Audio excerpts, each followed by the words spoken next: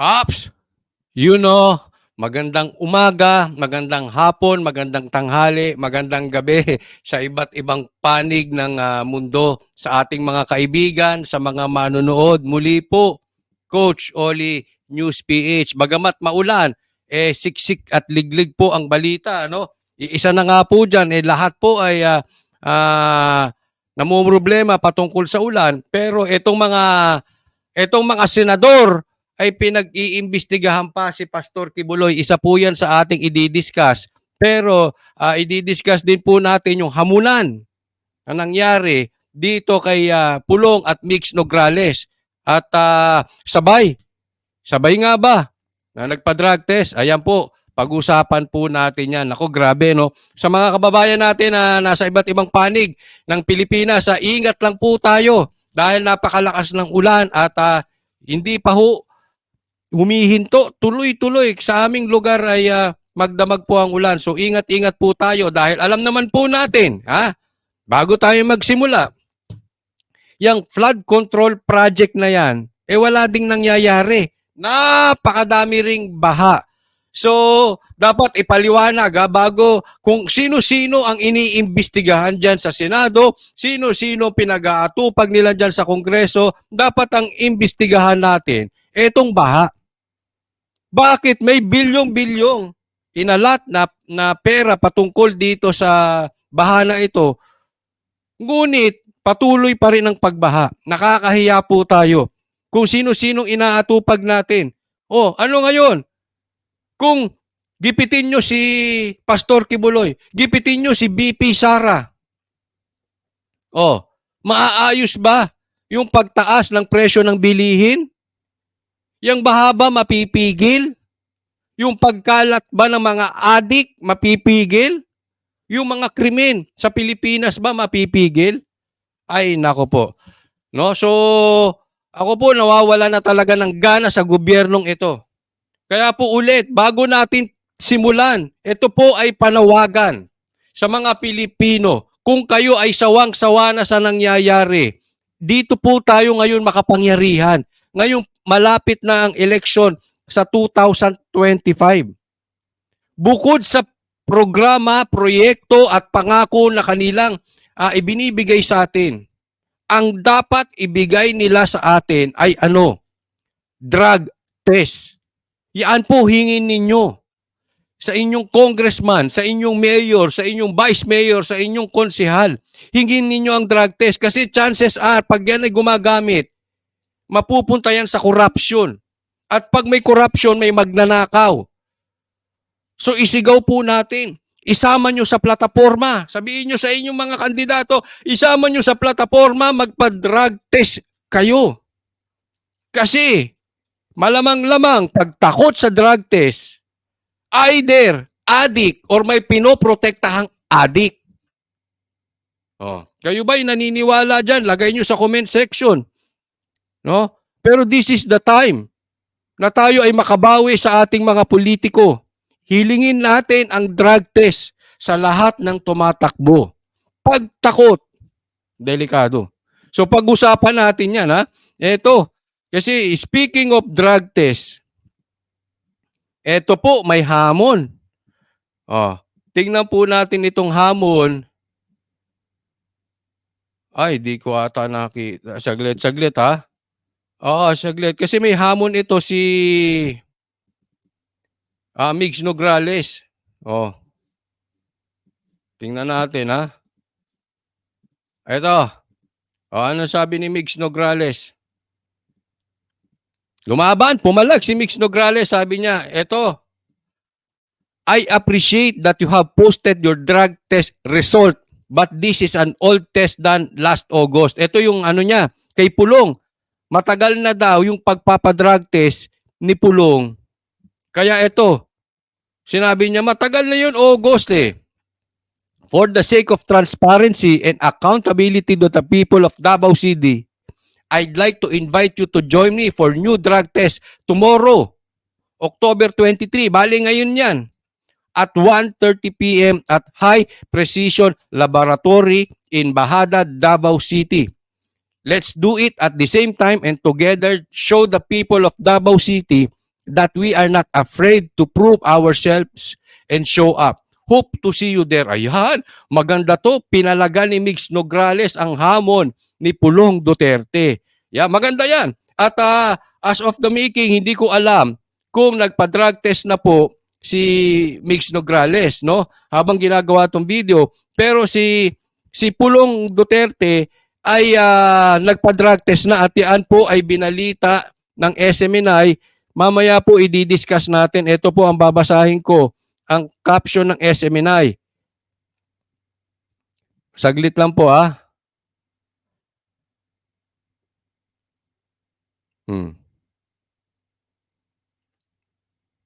Sabi, just in, Davao City 1st District Representative Paulo Pulong Duterte sumailalim sa hair follicle drug test.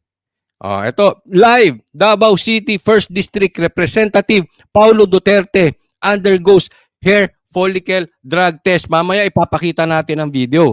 Okay, so as of the making, hindi ko alam kung si Migs ay nagpa-drug test na pero si Pulong nagpa-drug test na.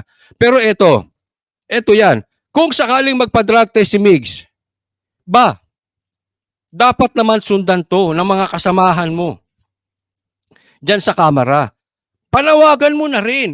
Tama yan. Ako isang ayon sa iyo. Dapat talaga magpa-drug test si Pulong. At ikaw din magpa-drug test. Bagong pa-drug test.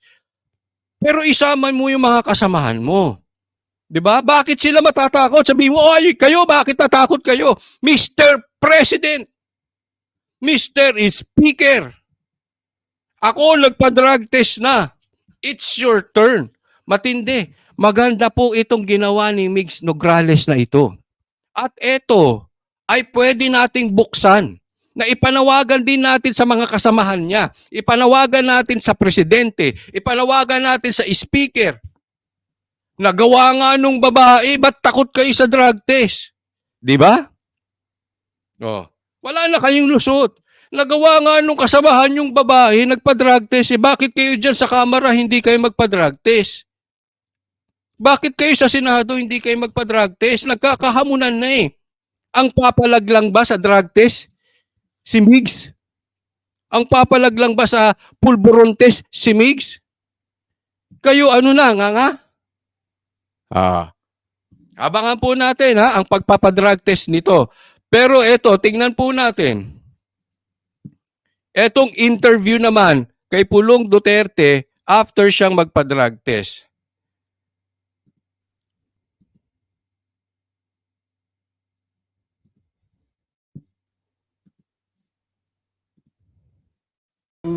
Di naman masama siguro kung magpa-drug test ka, di ba? Totoo. Kaya sama-sama na pa tayo. Isigaw natin ito, Kung wala kang tinatago. Pero pag may tinatago ka, syempre, it's up to you, di ba? I completely agree with Pulong Duterte. Kung wala ka namang tinatago, bakit ba napakahirap? Bakit ba ang hirap yung panawagan sa drug test? Bakit ba nililigaw nyo? Bakit nyo ba pinahihirapan pa yung Pilipino? Kung wala ka namang tinatago saglit lang yan, may pera naman kayo. Sigaw kasi natin. Huwag natin tantanan yung drug test na yan. Kung paano mo i-handle yung sarili mo sa harap ng constituents mo. But you think, sir, mas better ang leader kung... Siyempre, pag hindi gumagamit ng drogas. No, ang tanong baka sa di kasi naririnig yung tanong ng reporter, you think much better pag ang leader magpa-drug test? Ang sagot ni Pulong, syempre kung hindi gumagamit. Siyempre, nasa maayos yung pag-iisip mo. Diba? Sir, speaking of maayos ang pag-isip, sorry for asking you this. Marami kasi mga negative comment kay VP. Psychiatric test daw. Ay, si VP na po sasagot dyan. Sinagot na niya kahapon. Pero Okay. bilang kapatid, bilang kuya, sir, what's your take sa mga So, ayan, kasi speaking of pag-iisip daw, marami bumabati ko sa pag-iisip ngayon ni BP Sara. So ikaw, Pulong, ano masasabi mo dyan sa nangyari, sinasabi nila kay BP? Sabi, si BP na lang ang sasagot. Pero, anong masasabi mo tungkol dyan? comments po kay VP, sir? Normal yan. Kami ang kalaban ng administrasyon ngayon. So, siyempre, sino ba yung nagko-comment? Diba? Yan, katulad yan. Ito normal yan. Sila ang kalaban Kaya pansinin nyo mabuti. Si Pastor Kibuloy idinidiin. si BP Sara idinidiin? Ano na lahat? Ano ang laman ng investigasyon ng Kamara at ng Senado? PRRD, BP Sara at Pastor Kibuloy. Ito na ang pinag-iimbestigahan ng legislative bodies natin na senador at mga kongresista. Bakit? Kalaban eh. Yan ang team to beat. Kumbaga yan ang malakas. Ang Duterte, ang Pastor Kibuloy. Kaya nga, habang iniipit nila, habang minamata nila si BP Sara, lalong minamahal ng tao. Katulad din yan kay Pastor Kibuloy. Lalong inaabuso si Pastor Kibuloy, lalo tuloy minamahal ng mga Pilipino. Kayo ang may gawa niyan. Wala na kayong inatupag dyan sa hearing na yan. Kaya nga, tama yung sinabi ni Puloy. Siyempre, kaaway kami niyan. Kaming kalaban sa politika, talagang gagawin nila yan. Kung kaya nilang ibintang ang pagpatay kay Jose Rizal at kay Magellan, ibibintang kay Pulong, kay Sara, kay Baste, kay PRRD, kay Pastor Kibuloy, at sa lahat ng mga kasamahan ng Duterte, ibibintang nila lahat. Siyempre, yung mga kaalyado nila. Are you hurt? Ako? Hindi. Normal yan sa politika, madam. Sir, going back dun sa drug. Tinawag na nga akong drug addict, drug pusher, drug lord. Kung affected ba siya? Hindi, normal ako. So, normal yan sa politika. Sanay na sila, sanay na ang Duterte dyan. Smuggler. Kahit may 5 anak ako at 4 na apo. Sir, going back sa drug test, sa tingin niyo may mga congressman na hindi tutugon dun sa hamon? Ganda ng tanong, oh. O, sa tingin mo ba may mga congressman na hindi tutugon sa hamon ng drug test? Tignan natin ang sagot ni Pulong Duterte. Sara? Sa tingin ko, alam nyo na yung sagot. Ayan, malalim. Sa tingin ko, alam nyo na yung sagot. Ibig sabihin ni Pulong, may mga congressman, may mga congressman na mga adik. Ayun, sino kaya? Pakilagay nyo dyan. Sa comment section, ilagay nyo, eto, si ganito, sa tingin ko, itong congressman na ito, adik. Yan yung sagot ni Pulong Duterte. Hindi magpapadrug test. Dalawa lang yan. Either pag hindi ka nagpa-drug test, addict ka, or may pinoprotektahan kang addict. O yun, lagay nyo sa comment section. Sino-sino itong mga addict o may pinoprotektahang addict? Pwede yung pangalanan, sir? Ano, senador? Senator, congressman, sir, in particular dun sa Pwede nyo bang pangalanan? Sabi. mga congressional candidates. Sagot ni Baste. Ay, ni Magpa-drug Pulong. test na lang sila. Para magkaalaman. Yun. Pwede mo bang pangalanan? Magpa-drug test na lang sila na magkaalaman. Tama. Ako, I agree. Di ba? Yun na eh. Kasi pagka hindi nagpa-drug test din, alam na. Sinong sila, sir? Your correct. Sinong sila? Sino sila? Lahat. Ako, again, lahat. Lahat ng congressman, lahat ng senador na tatakbo, lahat. Pakiusap ko sa mga Pilipino. Pakiusap ko sa lahat ng mga vloggers, kaya ikaw ay pula, kaya ikaw ay dilaw, kaya ikaw ay maka-green, kaya ikaw ay puti. Ipakiusap natin sa lahat ng kandidato natin, sa lahat ng amo natin, drug test. Kasi kung ikaw ay vlogger, takot ka sa drug test ng amo mo, medyo may, ano yun ha? Nakakapagtaka yun. Lahat naman tayo mga vloggers may sinusuportahan eh. Idiin natin. Ako kaya sa SME na, idinidiin ko yan. Willing ka ba magpa-drug test? Itutulak mo ba ang drug test? Anong problema? Ako sa tingin ko may problema kang vlogger kung takot ka na yung iyong sinusuportahang politiko ay takot magpapulburon test. Di ba? Total, imposible naman wala silang pera pang drug test. I agree. Sir, si PRRD, how is he po? Yan, tanong si PRT, kamusta naman? Last week, nandun ako. Ayun, nagkukwentuhan kami sa candidacy niya rin as mayor. Okay naman, kampanya raw siya, pero sinabihan nga namin na mga piling barangay na lang na hindi na pwede lahat ng barangay ng Davao, 182 barangays yun. So, piling barangay na lang na magkakampanya siya. Sir, last time sinabi po ni Sara na tatakbo ang tatlong Duterte, Congressman Pulong, Mayor Baste at si dating Pangulong Duterte. Ano po yung nangyari, sir? Sabi niya yun. Wala pa naman talaga, wala talaga yun sa plano ko, no? Kasi may isang term pang ako as congressman. Tapos Alam mo ever yung since sinabi ni pumasok- VP Sara na tatakbo ang tatlong Duterte. Ang daming nabitag doon. Hindi naman talaga maganda kung sakali man tatlo sila. Siguro isa, dalawa pwede. Pero yung tatlo kayo senador, para kayong tulpo niyan. Anyway, ah ang daming nabitag doon. Ninervyos yung mga adiktos, napraning. Siguro humit-hit na naman ng, ng Coca-Cola yung mga yon, no? Dami na naman, pati yung mga vloggers nila. Nakaw, ikot ang puwet. Di ba napansin ninyo? Talagang pinaglalaruan sila ni BP Sara. ako sa politika, hanggang 2 terms lang. So, yun nga, sabi din ng mama ko na tapusin mo yung term mo as congressman. Pero sa 2028, sir, may plano po tayo to... Wala. Well, wala siyang plano sa 2028 according to him at wala siyang So ito second May term- plano akong mag-retire. mag-retire. So ito second term pa lang ba ito? Third na po.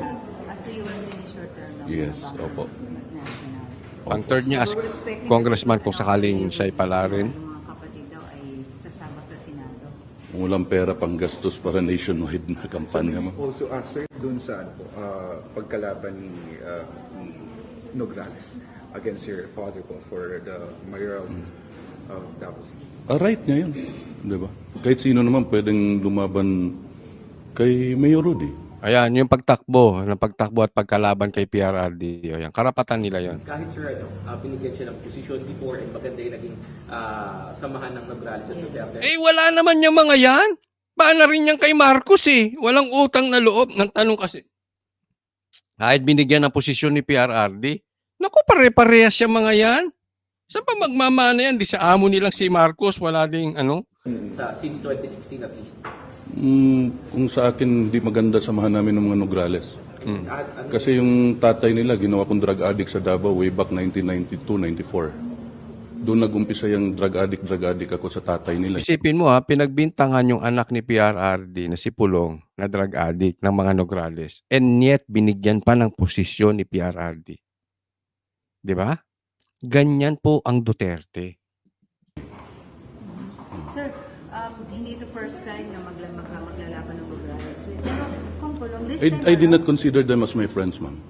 you never did. Yes, tatay ko lang. Okay.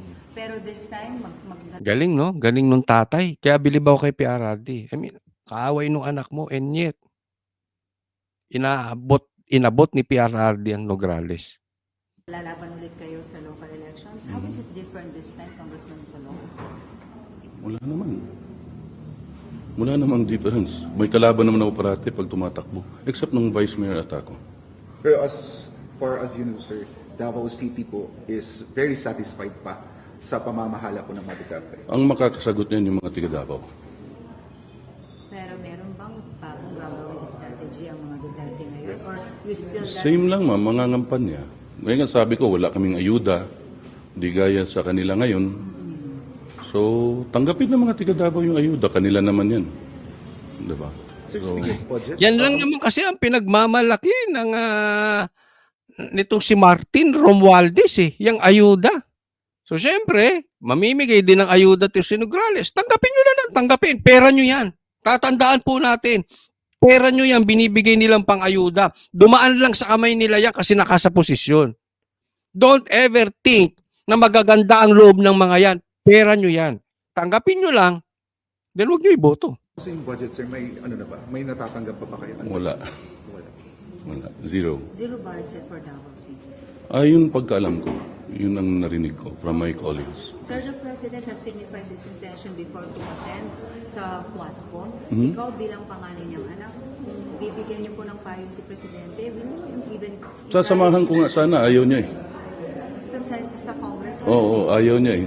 Okay na umattend sa hearing to si PRRD. Sasamahan nga ni Pulong, ayaw niya. Pero after November 1, nangako si PRRD atin at abangan natin niya. Maybe kasabay yan ng video na inaantay natin. Tatandaan po natin, may video na ilalabas. Si Martin naman ang laman. Yan po ang sinabi ni Sas kahapon sa SMNI. So you did not encourage him not to join, ay not to go. Ay, hindi naman. Bakit naman? So kahit sa Senate, sir. Ewan ko sa mga kapatid ko pero hindi namin napag-usapan na i-ano ko siya na huwag pumunta. Sinabi ko pa nga, samahan ko siya, tapos ayaw niya. So may we know why? Na, Bakit okay lang sa inyo mag-attend sa Presidente sa Quadcom? bakit naman hindi? Di ba? Ano bang masama kung pumunta siya dun? Sir, pero ano reaction nila yung Quadcom na patuloy na iniimbestigahan yung supposed drug war reward system dun sa tatay niyo? Gusto niyo malaman kung magkano sila per hearing? Yon, matindi, matindi. O, ang tanong, bakit? Ulitin natin na bakit? Nakafocus ang mga hearing nito sa Duterte. Yung supposed drug war reward. Di ba? Ulit. Ano bang masama kung pumunta siya dun? Ulitin, pakinggan nyo mabuti, ha? Nila yung Quadcom na patuloy na iniimbestigahan yung supposed drug war Quadcom, laging iniimbestigahan ang war on drugs. reward system dun sa tatay niyo. Bakit dun sila nakafocus? Gusto niyo malaman kung magkano sila per hearing? Yan. Kayo ba, ha? Ito ay tanong ko sa inyo. Kayo ba naniniwala na tatahol lang yan ng tatahol nang walang natatanggap na bayad? Gaya nga ng sabi ni Pulong di ba? Di ba? So kayo sumagot. Sa mga manunood natin, tayo nagtatanong lang, huwag kayong magagalit ha. Kasi kayo, etong mga nasa kamera, kinukulong nyo pag nagtatanong, katulad ni Ka Eric. Di ba? So tinatanong ko, tatanungin nyo ba, sino tinatanong ko yung mga manunood? Gusto nyo malaman magkano bayad? Kayo ba alam nyo? Bayad. Sa tingin nyo, magkano ang bayad? Kung meron man. Yung sinasabi ni Pulong Duterte. Kasi parang imposible naman na tahol lang sila ng tahol. Di ba? Parang sinisira na nila yung karir nila. Na parang pinapakita nila sa tao, kaya lang kami binoto para tumahol sa mga Duterte. Parang sinisira nila yung pangalan nila nang walang kapalit. Ewan ko, sa akin malabo. Ewan ko, tingin ninyo. Bayad ba itong mga kada hearing kada hearing. Magkano? Go. Wag na, joke lang yan. Sir, tsaka lahat ng hearing yan from Senate to sa House, lahat. Bayad yan, ay bayad. Ay, bayad yan. Ay, bayad yan. Lahat ng hearing sa Senate at saka sa House, ay, bayad yan, bayad. Per hearing. Ulitin natin, diinin natin. Bayad per hearing? Pulong Duterte? Matanong kita. At mga manunood natin. Lahat directed, sir, na Duterte. Ano masabi sa ganitong sitwasyon ngayon, sir? Parang balagong kayo ngayon, sir. Siguro yun yung definition ng trabaho nila. To investigate the Dutertes. Yan siguro na ang mandato sa kanila. So okay lang. Sir, may I go back to your father? Kumusta ang health concern ngayon? Okay naman, natutulog, malakas kumain, kahit sasabihan na namin na dahan-dahan. So, okay lang. Is he excited to campaign for this 2022? Yun nga gusto niya umakyat ng bundok, sinasabihan namin hindi na pwede. Diyan na lang sa, siyempre, diyan na lang sa downtown or at least makita lang siya ng mga tao. Does he need to campaign? Siguro naman, oo, dahil ka-election yan eh. Pero, Lugi kami kung di siya mangangampanya. Pwede mag-relax ang Duterte ngayon, Kong? I mean, talagang kailangan din kayong sumabay sa pagdating sa kampanya. Nangangampanya naman din talaga kami, ma'am, every election. Kung merong, sorry for asking this, Kong, kung merong dehado kayo, saan kayo dehado ngayon? Sa buhok. Or sa pera? Siyempre. Sir, all out po ngayon si VP Sara against the Marcos administration, pagsasalita niya. Sa tingin niyo, saan galing yung hugot niya ni VP Sara? Nasa ganun Hindi namin yan napag-uusapan. Ngayon, napag-usapan namin, wala lang raw powder pati lip gloss. Galit siya. Ano masasabi nyo kay VP Sara? Galit si PRD na sa aking pagkakaunawang sinabi, wala nang powder at lip gloss. Okay? Maraming salamat. So we'll wait, the result will come out after 2 weeks. Yes, 2 weeks pa po yan. Sir, pahabol, baka may message kayo sa mga sa Yun yung result ng drug test. Hair follicle drug test lalabas after 2 weeks. Antayin natin. Habang inaantay natin, ay kayo! Kung hindi kayo addictus, magpa-drug test din kayo. Lahat dyan ang tatakbo sa Senado at congressman at mga kung sino-sino pa. Dapat ang presidente at speaker magpa-drug test din. Pati party list, pa-drug test kayo, oy. Mga congressman na or officials na Challenge sa kanila. bumabati ko sa inyo and of course challenge din dito sa ano. For the record lang. Wala naman akong message sa kanila. Kumain kayo na maayos.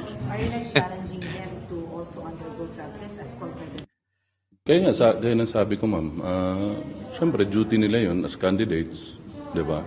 Para sa mga constituents nila, para malaman ng constituents nila na hindi sila gumagamit. Sir, last na to.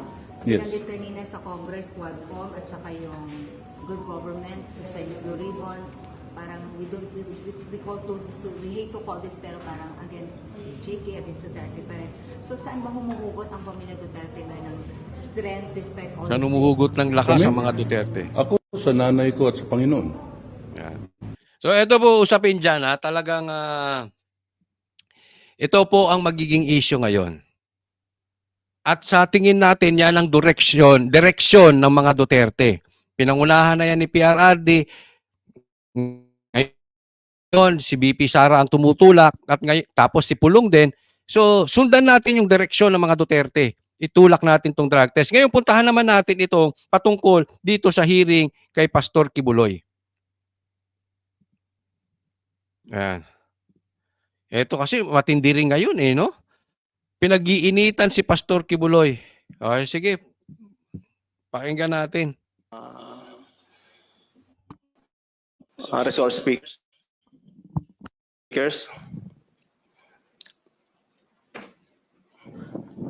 Next slide.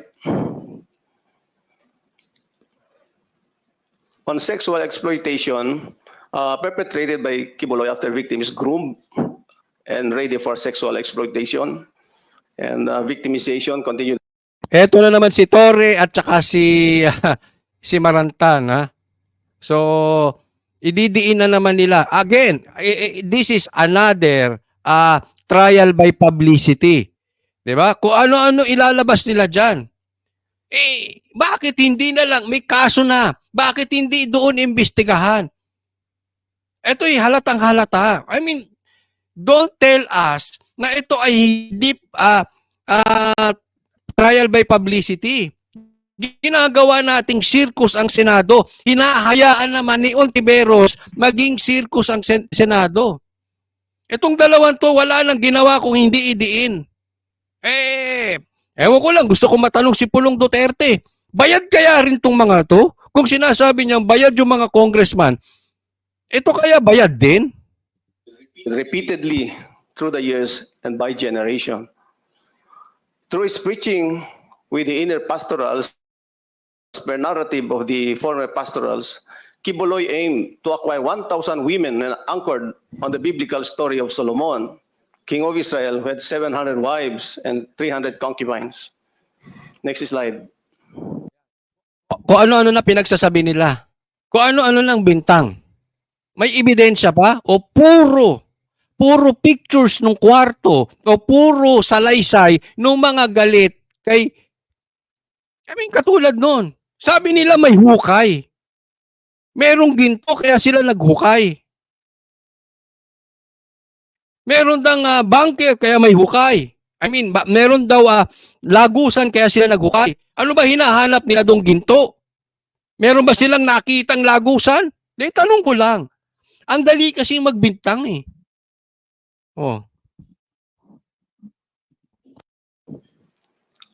Believed to have victimized around 200 women already. Currently, PNP identified 68 female personalities of different ages whom were victimized by Kibuloy's sexual exploitation, engaged in strict fellowship with the inner pastorals to brainwash them of the purpose of illegal acts. Kibuloy capitalized on the existence of angels of death to sow fear among inner pastorals. Doon pumasok yung Yang sinasabi nilang angels of fear, angels of death, to sow fear among inner pastorals, yan po ay kalokohan. Kung merong angels of death doon, Marami sa pulis doon patay. Huwag po nating lokohin ng taong bayan. We were there. Nakikita namin eh. Binibigyan pa nga ng pagkain yung mga pulis. Kung merong angels of death, nung natutulog sila, nung humihilik sila, definitely kahit man lang isang pulis may namatay. Isang daan o 1,000 pulis meron doon mamamatay. Kung may angels of death. Tanong, may isa ba? Kahit isang namatay na pulis. Meron bang isang pulis na nasaktan ng malubha na hindi na makagalaw, naputulon ng paa, kamay? May isa bang pulis na nabaril? Anong klaseng angels of death yan kung walang namatay? Di ba? Yan po ay mistulang kasinungalingan.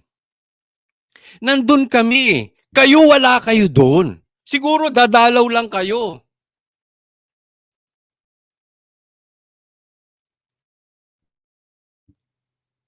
Kayo agad.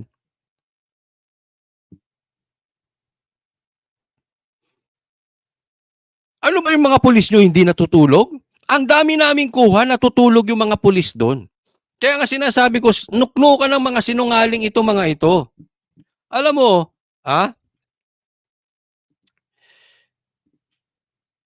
eto lang.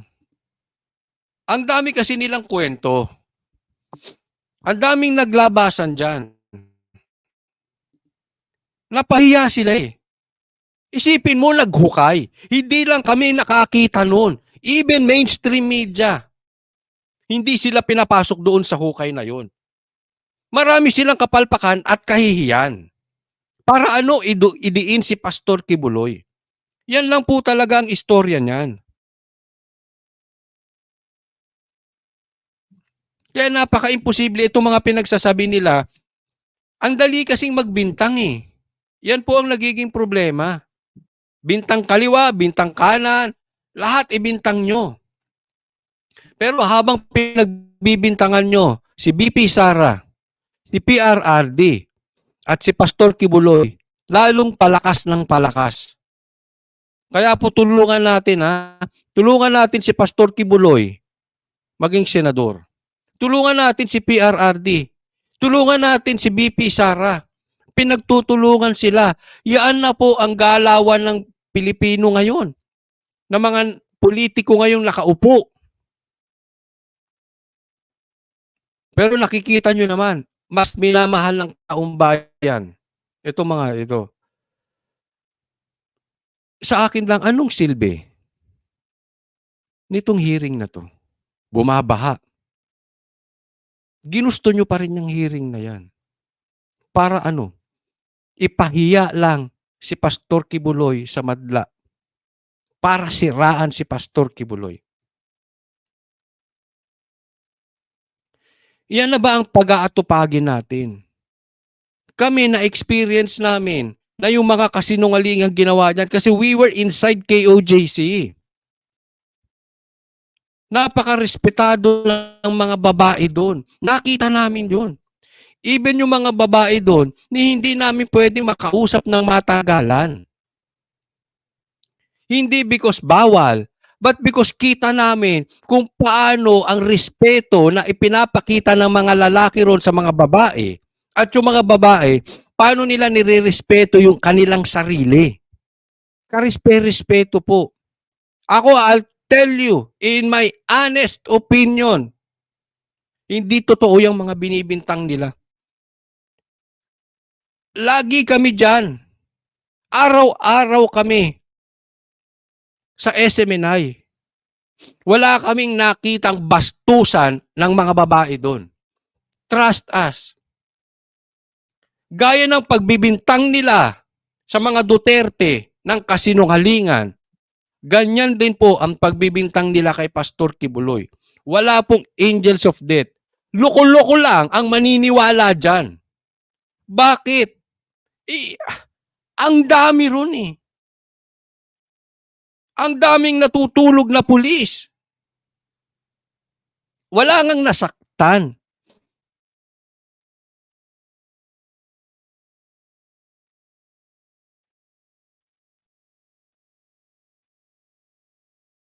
Yung hindi ganun. Kama. Obviously. Pero grabe silang rumispeto ng babae dyan. Maniwala po kayo sa amin. Grabe nila respetuhin ng babae dyan. Ako po, matagal po ako dyan sa dyan sa loob eh.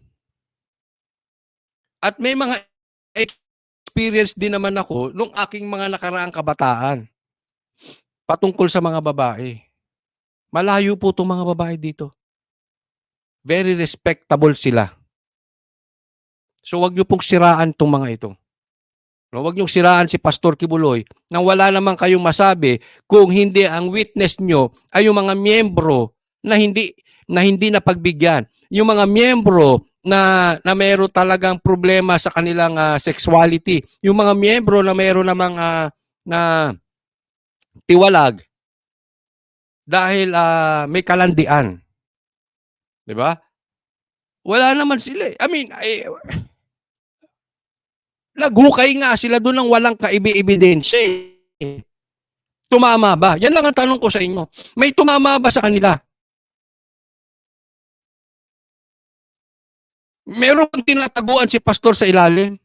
Yun na lang iisipin ninyo. May tumama ba sa mga pinagsasabi nitong mga ito? Ay kayo na lang humusga. Okay? So kita-kits po tayo, Banateros, Monday to Friday. Huwag po kakalimutan ha. Doon sa mga hindi ko pa po subscriber, subscribe po kayo. Coach Oli News PH. Para sa Diyos at Pilipinas kung mahal, God bless everyone.